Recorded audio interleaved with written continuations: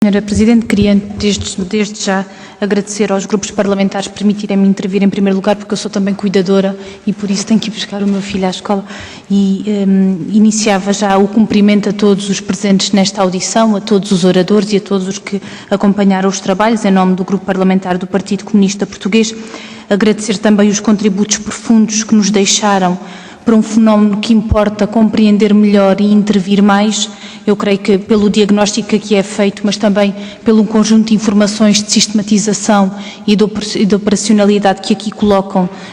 importa também à Assembleia da República acompanhar com muita matéria, com muita importância esta matéria, e dizer que a forma como um país trata os idosos e as crianças, ou de uma forma geral como trata os mais vulneráveis da sociedade, diz muito sobre o seu nível de desenvolvimento humano ou o grau de aprofundamento do seu regime democrático. E por isso mesmo, nos dias que vivemos, é bem revelador a forma cruel como os idosos são tantas vezes tratados pelo Estado, pela sociedade e pela própria família. Pese embora toda a legislação existente no âmbito da Constituição da República Portuguesa, também da Carta das Nações Unidas, e as necessidades de aperfeiçoamento que hoje foram aqui colocadas por vários intervenientes e que naturalmente que a Assembleia da República terá que acolher com profundidade, e apesar de toda esta legislação existente, dizia eu, a vida de milhares de idosos no nosso país é marcada por dificuldades primárias de dignidade, agravadas pelas medidas de austeridade dos tempos que vivemos. Naturalmente que o reconhecimento dos direitos económicos e sociais das pessoas idosas e a sua efetivação são uma condição primária de prevenção das desigualdades, das discriminações, da violência física e psicológica. Naturalmente que quanto mais degradada tiverem os direitos económicos e sociais das pessoas em geral e dos idosos em particular, mais vulneráveis ficam naturalmente a todos os tipos de violência física e psicológica, e por isso, desde já respondendo aqui ao apelo que foi colocado por parte da Interreformados, naturalmente que entendemos como muito grave um contexto e as medidas em curso no que diz respeito aos cortes nas pensões e nas reformas, uma vez que nós vivemos num país em que mais de 85% dos pensionistas e reformados oferem pensões de miséria, abaixo do limiar da pobreza, e naturalmente que aqueles que ao longo da sua vida descontaram com muitos anos de trabalho têm todo o direito a oferir desse direito a viver muitas vezes esta fase da sua vida em condições de dignidade, o que infelizmente não acontece. Dizer que não foi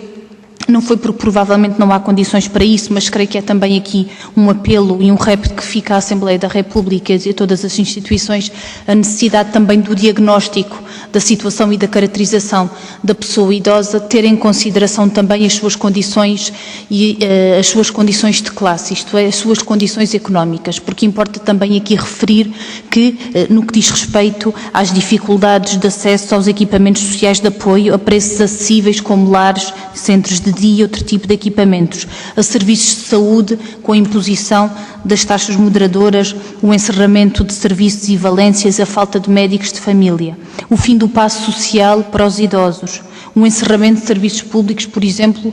como o CTT e a dificuldade de acesso, por exemplo, para levantarem a sua pensão, a alteração à lei das rendas e o que isto significa do ponto de vista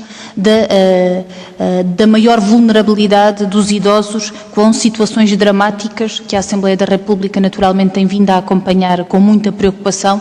de pessoas que vivem hoje situações limite em que são confrontadas com a possibilidade de despejo a curto prazo, gerando um contexto de ansiedade muito grande e de instabilidade nas suas vidas. Por isso,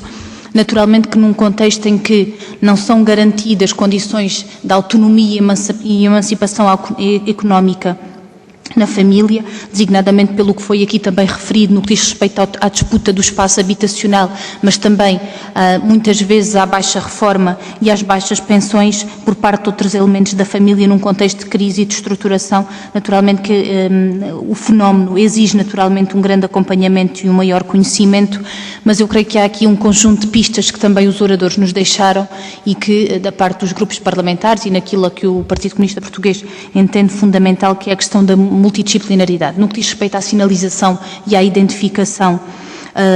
Houve aqui exemplos até importantes e interessantes relativamente à eficácia, com necessidades de aprofundamento. Eu creio que a grande resposta é do ponto de vista da intervenção e do acompanhamento, porque é sobretudo nessa via que são necessários mais recursos instalados relativamente a retirar do limiar da pobreza e a retirar de uma situação de exclusão social, muitas vezes, estas pessoas, prevenindo situações de violência e, noutros casos, protegendo efetivamente, e é sobre isso, numa resposta que tem que ser em várias dimensões, naturalmente do ponto de vista penal, mas em articulação também com os serviços de saúde e da segurança social, que importa intervir. Eu creio que a primeira das etapas, que é o diagnóstico e a sinalização, está feita. Importa, de facto, exigir designadamente do Estado uma resposta fundamental na garantia dos direitos básicos destas pessoas, da necessidade da sua sobrevivência em condições de dignidade, e é também aí que os grupos parlamentares e cada grupo parlamentar, naturalmente, continuará a intervir, sendo que, e com isto termino, volto a referir a questão dos direitos económicos e sociais. A questão da emancipação e da autonomia económica é fundamental como forma de proteção a fenómenos de violência, naturalmente que num contexto em que um idoso tem uma pensão que permite ter acesso a um conjunto de apoios e um conjunto de estruturas de melhoria das suas condições de vida, é um patamar de proteção relativamente a um conjunto de violência, seja violência física, seja violência psicológica, seja naturalmente violência económica, e naturalmente que sobre isto teremos que continuar a acompanhar com todas as preocupações, porque os tempos que vivemos também a isso obrigam. Muito obrigada.